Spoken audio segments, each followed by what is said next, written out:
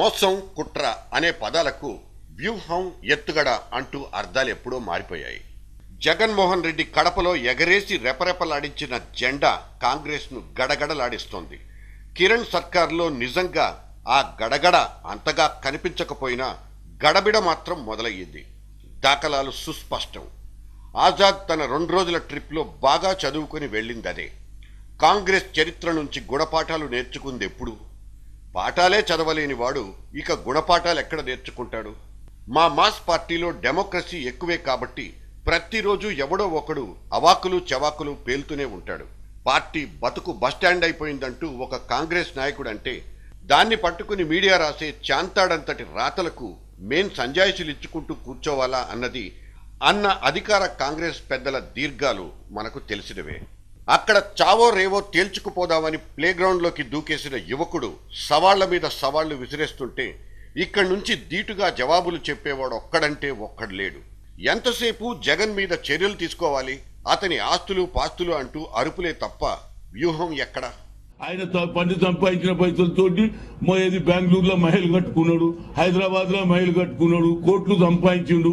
ఆ డబ్బుతోటి ఇవాళ కాంగ్రెస్ వ్యతిరేకంగా, సోనియా గాంధీ వ్యతిరేకంగా, రాహుల్ గాంధీ వ్యతిరేకంగా మాట్లాడుతుండు. ప్రజలు సరి అయిన బుద్ధి చెప్తారు. ఈ హనుమంతప్ప గోల కొత్తేమీ కాదు. ఆ మాటకొస్తే ఇటువంటి కేకలు పెడబొబ్బలు ప్రతిరోజు చాలా మంది చేస్తూనే ఉన్నారు. అయితే ఇటువంటి ప్రశ్నలు జనానికి వేయడం ఎందుకు? వెళ్ళి 10 జనపద్ తలుపులు బద్దలయ్యేలా ఆ ఢిల్లీలోనే చేసుకోవచ్చు కదా. ఎప్పటికప్పుడు వాయిదాలతో కాలం వెళ్లబుచ్చే తాపీ మేస్త్రీలంతా అక్కడే ఉంటారు. వాళ్ళంతా ఏం చేస్తున్నట్లు?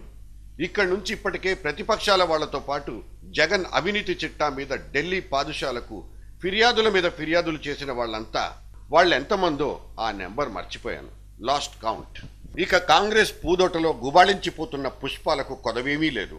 ఉదయం లేవగానే వార్తలు కూడా చదవనవసరం లేకుండా వాటిని చదివి వినిపించి సార్ దీని మీద మీ అభిప్రాయం ఏమిటంటూ గారాబంగా అడిగే టీవీ ఛానళ్లున్నాయి.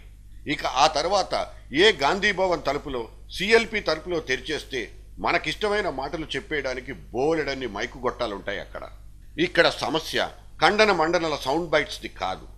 ఇంతకు ముందు చెప్పినట్లు కాంగ్రెస్ వ్యూహాలు ఎత్తుగడలది.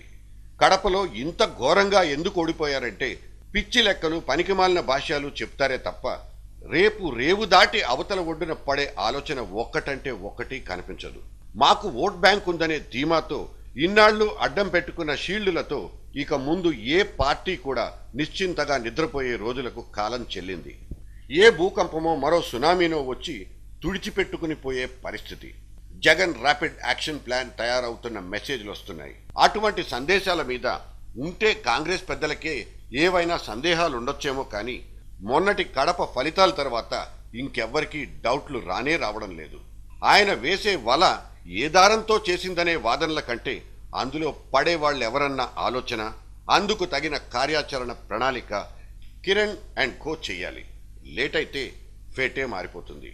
A stitch in time saves 9.